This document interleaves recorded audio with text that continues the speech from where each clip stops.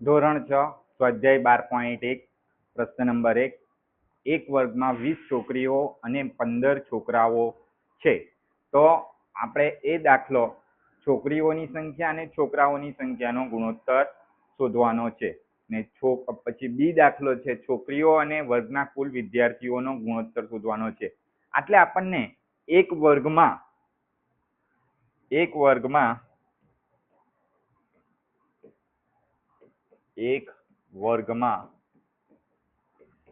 છોકરીઓની સંખ્યા આપી દેવામાં આવી છે. છોકરીઓ આપી છે 20 ને છોકરાઓ આપણને આપ્યા છે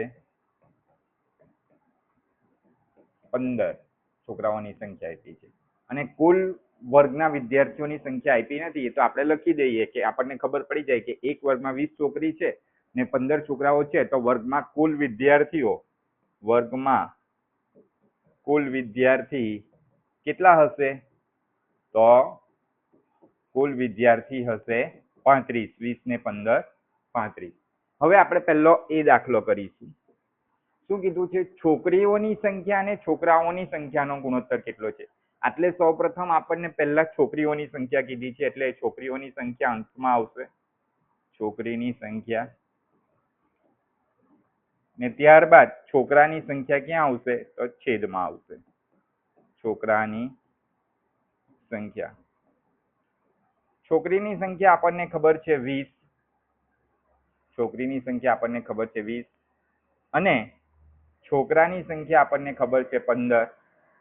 હવે આ બંને કયા ઘડિયામાં સાથે આવશે? તો એ 5ના ઘડિયામાં સાથે આવશે. માટે 5 4 વાર 20 ને 5 તરી 15. તો એટલે આપણે જોઈ શકીએ છીએ 5 5 સમાન છે એટલે એ કેન્સલ થશે. માટે આપણો જવાબ શું આવે છે? તો આપણો જવાબ આવે છે 4/3. એટલે કે છોકરીની સંખ્યા અને છોકરાની સંખ્યાનો ગુણોત્તર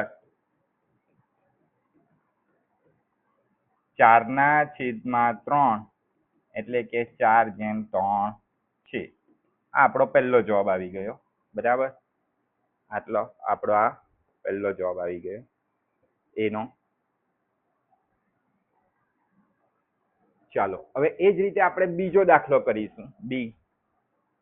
તમે બીમાં જોઈ શકો છો કે છોકરીઓની સંખ્યા અને વર્ગના કુલ વિદ્યાર્થીઓનો ગુણોત્તર માંગ્યો છે.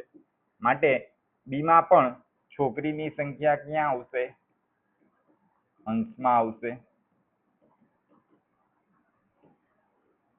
ને કુલ વિદ્યાર્થીની સંખ્યા ક્યાં આવશે? છેદમાં આવશે.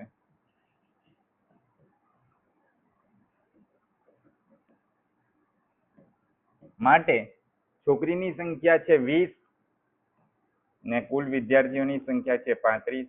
તો આ બંને 5ના ઘડિયામાં જ સાથે આવશે. 5 4 વાર 20 ને 5 7 વાર 35. તો આટલે આપણને ગુણોત્તર કેટલો મળી જાય છે? આપણે જોઈ શકીએ છીએ 4/7. માટે આપણને છોકરીની સંખ્યા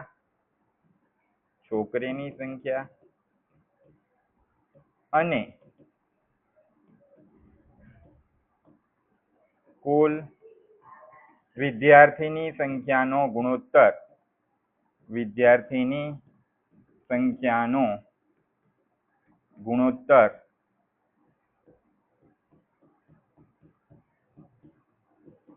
4/7 એટલે કે 4/7 મળે છે.